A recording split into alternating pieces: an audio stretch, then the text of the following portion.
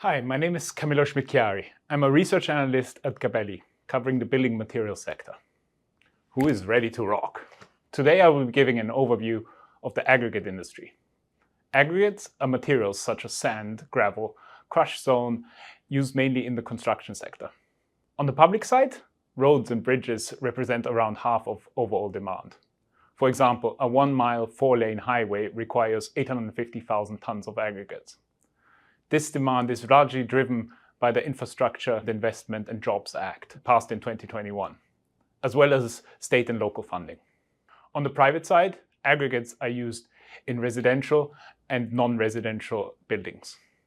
The average new house built in the US requires 120 tons of aggregates. With more homeowners staying put due to high interest rates, home renovations are on the rise. Exhibit A. This is 1 ton of construction sand bags and 1/4 of a ton of cement bags that I needed for my own apartment renovation, which was produced by Sacrete, a subsidiary of CRH. Globally, the aggregate industry is valued at $561 billion, with over 41 billion tons shipped in 2023. The US market is valued at $35 billion, with over 2.4 billion tons shipped in 2023.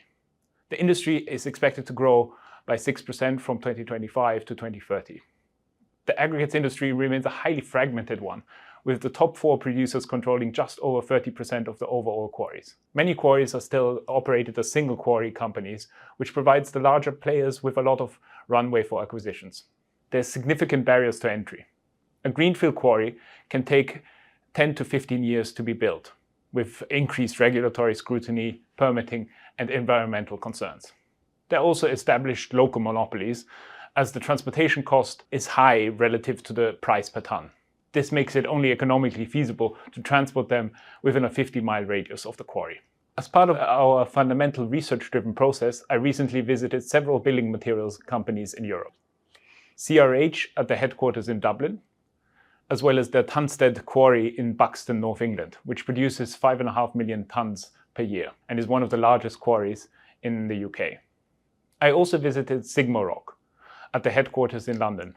SigmaRock produces limestone and industrial limestone in the UK and Northern Europe. Finally, I visited the Breedon Group at the Wickwar Quarry near Bristol, England. Breedon produces cement, aggregates and concrete in England, Ireland and the US. I look forward to continuing my in-depth research into aggregates and their growing role in the building materials sector. Thank you for listening and rocking with me.